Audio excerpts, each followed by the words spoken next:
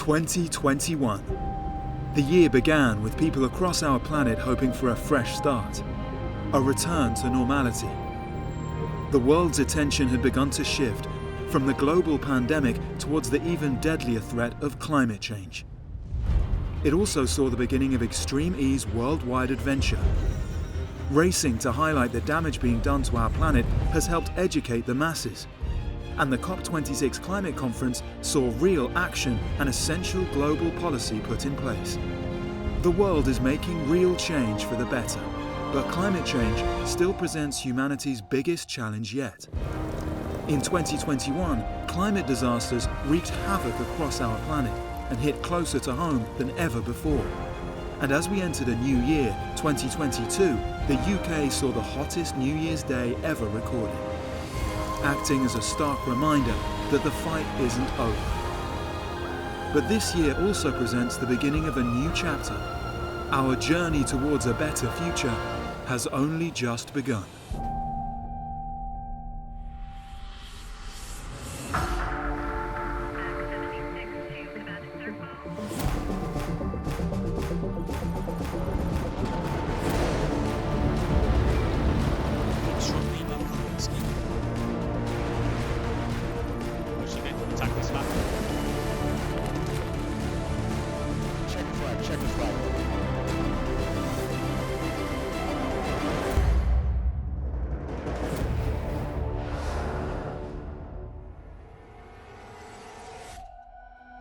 The Extreme E Championship had arrived at its fifth and final race location, the Jurassic X Prix.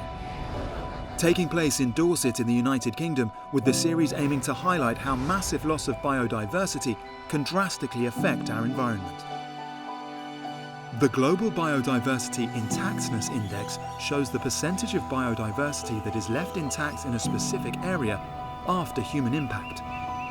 The global biodiversity intactness level needs to be at 90%. The problem is, the UK's biodiversity intactness index is at an appalling 50%, making it the lowest in the G7. Extreme E's legacy projects focus on critical issues in every race location, with the goal to leave a lasting difference. With global natural habitats reducing due to agriculture and human impact, restoring these has never been more important. So what we need to do now is we need to preserve what we've got, because these are very special and unique habitats. But we also need to be thinking about restoring and valuing other locations. So here in Dorset, they've gone from an area that was quite fragmented to be able to restore habitat and connecting those fragmented areas, which in itself has had a magnitude benefit for this area and for those communities that are now connected. Biodiversity is essentially the richness of life on Earth. You know, it's the sum total of all the different life forms we've got here, and it's in crisis essentially. We know since Industrial Revolution, Agricultural Revolution, the changes over the last sort of 100, 150 years, our biodiversity is crumbling. You know, it's we're on the edge of the abyss really. We've lost huge amounts of what sustains all of our lives. It used to be something that was of interest to ecologists, naturalists. Actually, it's of everybody's interest now, because if we lose how the natural world functions, you know, our ability to grow food, our climate, everything is at risk.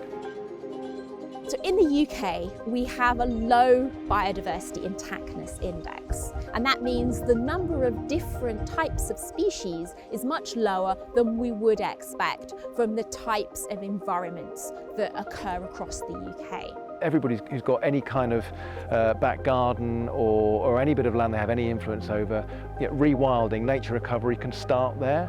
And there's loads of initiatives out there. Conservation organisations like the RSPB, the National Trust, the Wildlife Trust, Butterfly Conservation, they've all got very good practical guides as to how you can do something to make a difference and how you can measure that as well. You know, take part in the annual big butterfly count or garden bird count, that sort of stuff. And you'll see how just by allowing wildflowers to grow, you'll see insects coming back, and that's fantastic.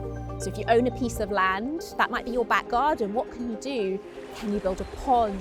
Can you have a wildflower area? What we can do is really value the space around us. We can think about what resources we're using. There's lots of aspects of our lives, and small changes from each of us will mean that together we can create a planet that is better for future generations.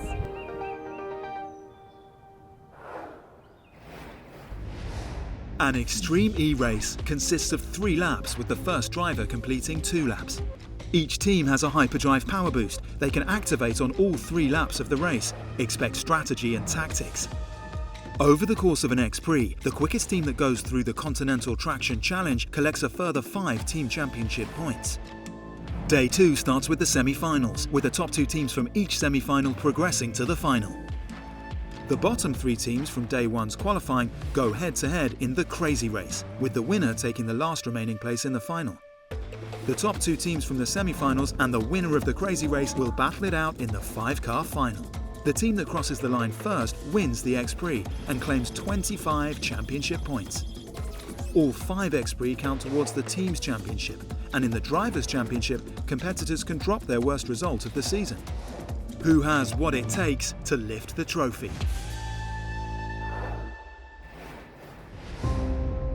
The bottom 3 teams from qualifying would head out into the Crazy Race, with only the top team progressing to the main event and securing the first spot in the 5-car final.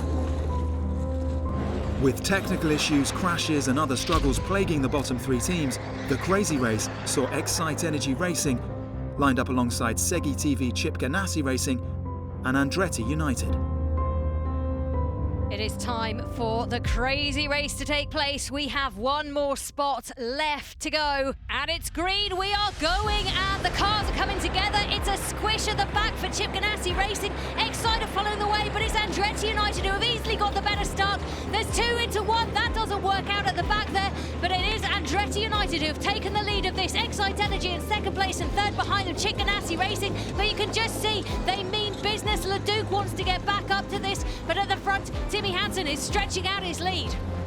4 car lengths, good job. Everyone used hyperdrive, just manage. 4 car lengths. That's one of the few places we thought you might be able to pass. Look at the speed car Leduc carries now right up behind. They're losing time. The fend position is very close. The fend position. Bennett's hyperdrive, he used it. Yes, he's going to make it stick as he's going to have to get aggressive. That's exactly what he's doing. Leduc takes on Bennett for second place. Now he has got to try and hunt down Hansen, who has got the lead at the moment. A bit of clear air. Having secured that brilliant overtake on the Excite Energy car, Chip Ganassi driver Carl Leduc had Andretti United's Timmy Hansen in his sights.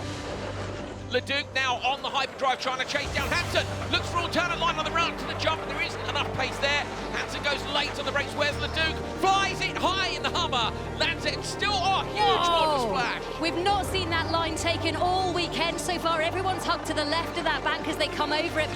Coming into the switch zone, Timmy Hansen handed over to Katie Munnings in first place, but a hard-fought battle lay ahead.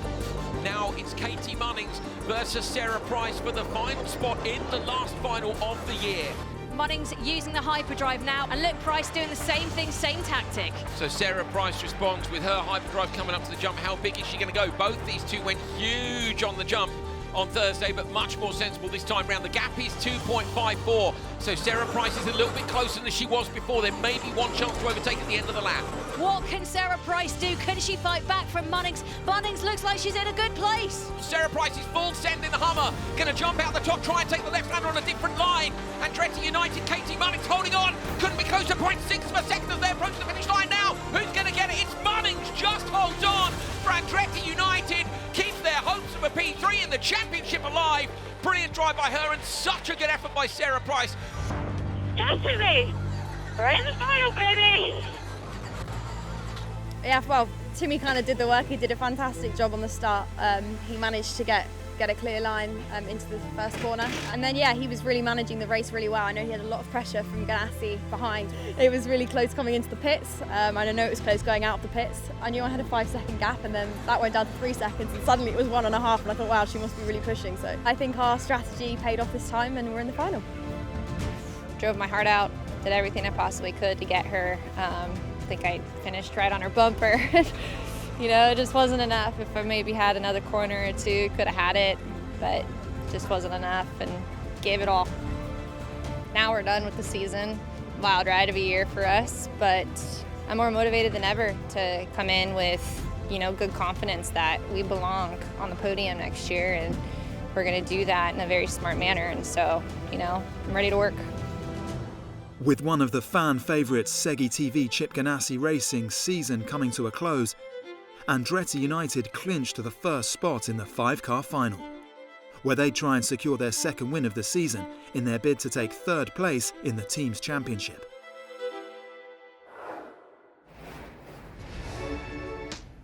The first wheel-to-wheel action showed just how exciting racing around the Jurassic X-Prix course was going to be. Set on a military tank range, Extreme E worked alongside the British Army to bring the event to life. As well as providing a race site for the future of motorsport, the British Army has a long history of going racing. The British Army Motorsports Association can trace its roots back to the 1930s. We have maintained a very strong following in the British Army for all things two-wheel, four-wheel. So it's always been a very strong sport within the British Army. I got a call to see if we could host Extreme E and its fifth and final X-Prix, and Bovington was the natural choice. It provides the ideal extreme conditions to be able to host an X-Prix for Extreme E. The MOD, like all government departments in 2019, have signed up to carbon reduction targets, and we've got a climate change and sustainability strategy in the MOD now that we're following. But in terms of the British Army, we've launched a new Future Soldier, which is the way that we will fight and operate in future. And self-evidently, I think, where we'll be operating are going to be in places that will be impacted by climate change. And so we need to adapt and make sure that we harness the best of innovation and technology. And so we have a program of electrification that is developing some of our in-service platforms and adapting them to become hybrid battery-powered vehicles. So we can take the best of what's being developed in industry and apply it to our military platforms at the moment. Extreme E wanting to leave a place better than they found it. Them coming here leaves us better informed as in about electric propulsion. It creates that area where we can actually all kind of talk together and create that discussion. Motorsports in history has driven technological change, and if we're going to see actually any of this technological change, we need to be a part of that and actually see what we can borrow still from Extreme E, and then see like how we can best utilise it to maximise what we've got already. As well as sharing knowledge on future technologies, British driver Katie Munnings showed Corporal Muntz around the Odyssey 21 for some hands-on experience. So here is the Odyssey 21. It's quite big, isn't it, when you first see it? Yeah, it's bigger than I thought it was going to be. Yeah, it's impressive. So it's dual motor, so you have a front motor and a rear motor. So it's about 400 kilowatts in total, so it's pretty fast. I understand that you know some stuff about electric vehicles, so I'm sure you can appreciate that. The speed that you have behind the wheel is quite cool. Yeah, no, indeed. I mean, like we've been looking at electrification of the British Army vehicles for some time now. I'm sure you'll understand it better if we get in. Do you want to have a ride? Indeed. Let's go for it.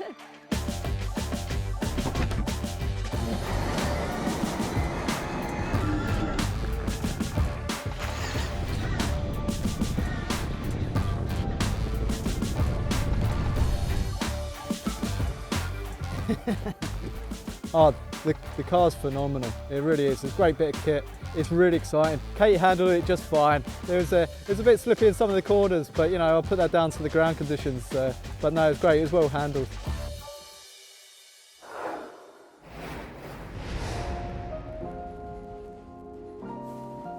Extreme E has set out to leave a lasting legacy in every race location. And while in Dorset in the UK for the final race of the season, the championship was working alongside the National Trust to reintroduce the beaver to the local habitat.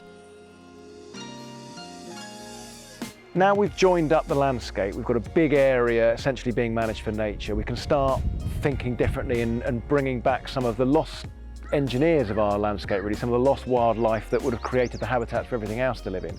And one of those is the beaver.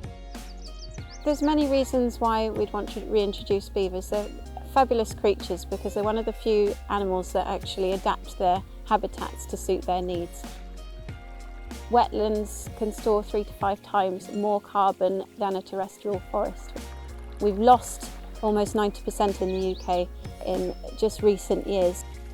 So in our wetlands, in our rivers, in our watercourses, naturally beavers would have been not just living there, but they would have been shaping the landscape for all the other aquatic life that lives there as well. And hopefully, very soon, we'll be bringing back free-living beavers to Purbeck for the first time in at least 400 years.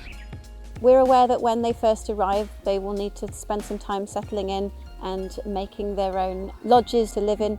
But for those first few days, they may need somewhere safe to sleep. And so we've today built an artificial lodge just to smooth that process over. So it's been a great day getting the racing drivers and their teams involved in building that. It's got an entrance near the water because apparently they burrow under the water to get in. And then it has to have a roof on it. So we've built that out of some iron and then some twigs on top. So this is where they'll come in their first few days to sleep, and then they'll obviously go out and explore and build their own nest. Well, it's really nice to come down here and do something a bit different in the mud and getting a bit dirty and really helping out, seeing a difference, and really come here and build something for the community that will live here. Nature conservation has been seen as something that conservationists do, something that ecologists do, and I think we're all recognising now that the ecological emergency is everybody's emergency, and it's absolutely fundamentally important that when we're doing these really exciting initiatives here, they're not just National Trust projects, they're projects that everybody is part of, and that includes all the people involved in the Extreme E. Absolutely, this is everybody's planet, and we're all essentially needing to work together to try and do something about it.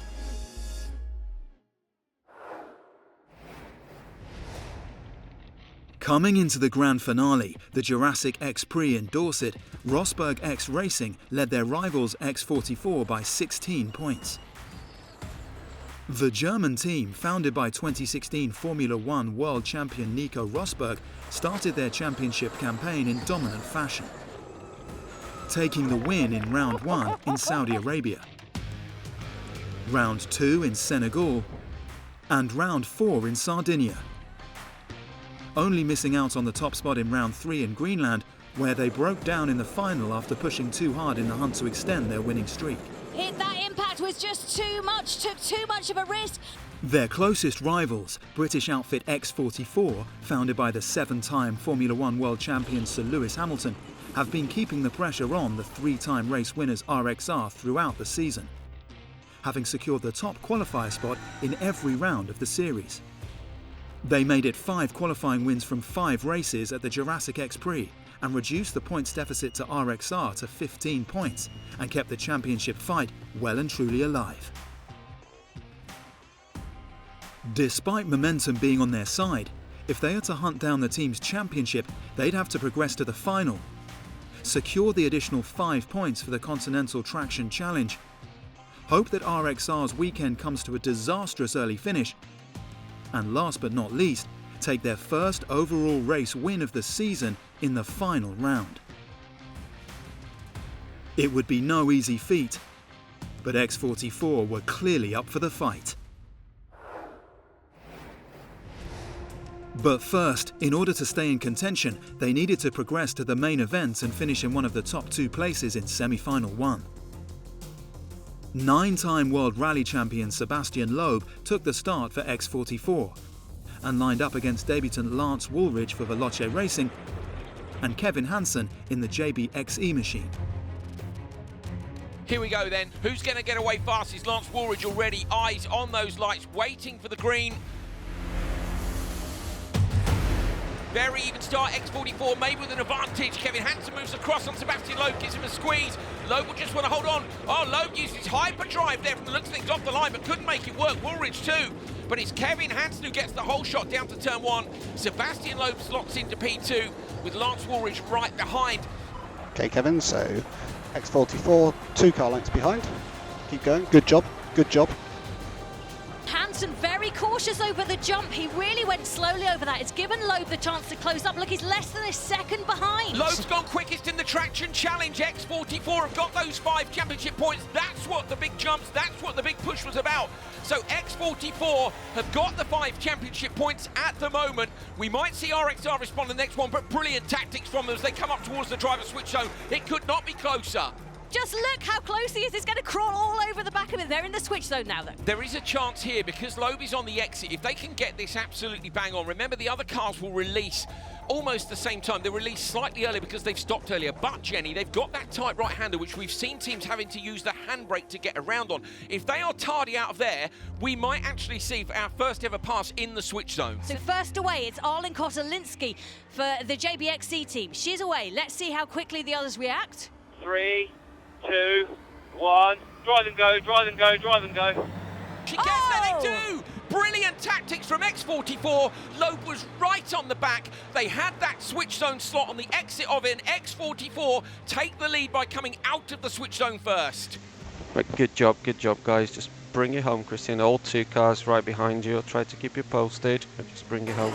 Absolutely brilliant tactics here from X44, Jenny. They've managed to take those extra 5 points in theory on the Continental Traction Challenge, but so they just had to make it to the final. Yep, so it's up the twins, and this is the final dash to the line. X44 leading at the moment. They're followed by Arlen Kotelinski. Will Chadwick take the same route? Highly likely, but look at this. Arlen Kotelinski pushing as much as she can, but it looks like Gutierrez has done enough.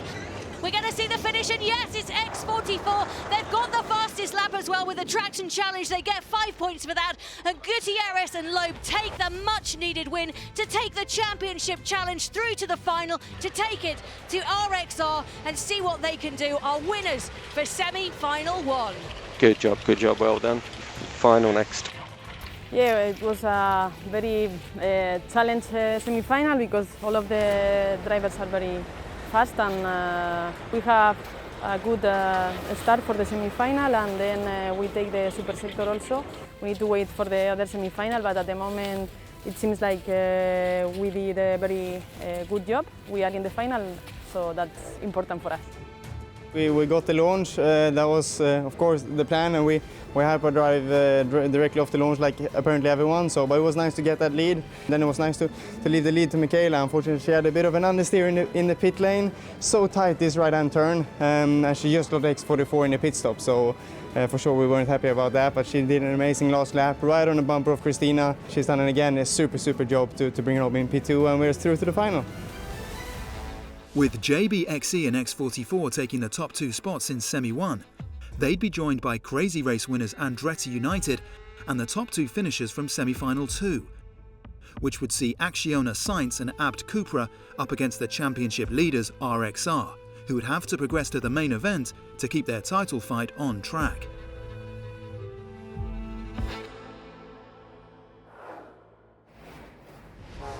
The inaugural Extreme E Championship may be coming to a close, but the journey it's taken, both across the globe and in helping develop more sustainable practices in racing, will continue to power on even after a champion is crowned.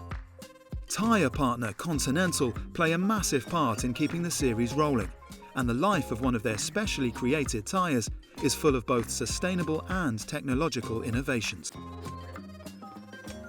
These tyres have gone a long path since we have developed them in Germany, produced them in America, and we made sure that we had covered all the parts from production to logistics to make it as sustainable as possible.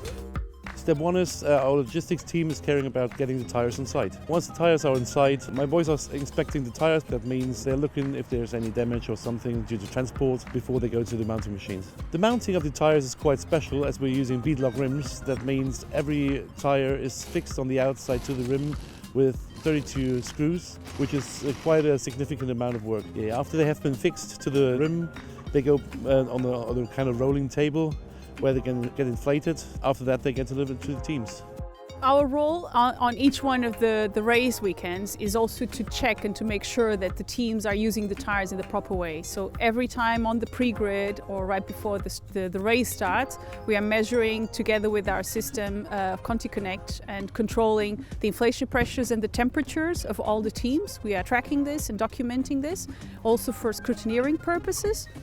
And basically then the teams goes to the race, do their best, and after each one of the rounds we then measure it again and control it. After the races, the 4 wheels stay on the car. The cars travel on these wheels to the next race location, and there we will remove them, get new tires fixed, and the spare wheels will travel in our freight. We have taken also a role in the sustainability part of the whole championship. So we have limited the amount of tires we supply to each one of the teams. So for each race weekend, they can only use up to 6 tires, otherwise they get a time penalty. And we also were very careful with the amount of tires we have produced overall. All tires will stay in our hands so that we can really make sure that they are used and recycled in a proper way. So it's all controlled by Continental. And we have developed a partnership with a German company which is going to convert a big portion of the tires used for the first season into a recycled material, which is basically some bricks that we can use then for a social project in Germany, so that we also don't add additional impact with the transportation and logistics. Next time on Electric Odyssey, we see who will take the last 2 spots in the main event as championship leaders RXR head out in semi-final 2. We find out more about the environmental impact biodiversity loss is having in the UK and across the globe. Biodiversity is the essence of the world. And finally crown our first ever Extreme E champions in a hair-raising climax to an epic first season.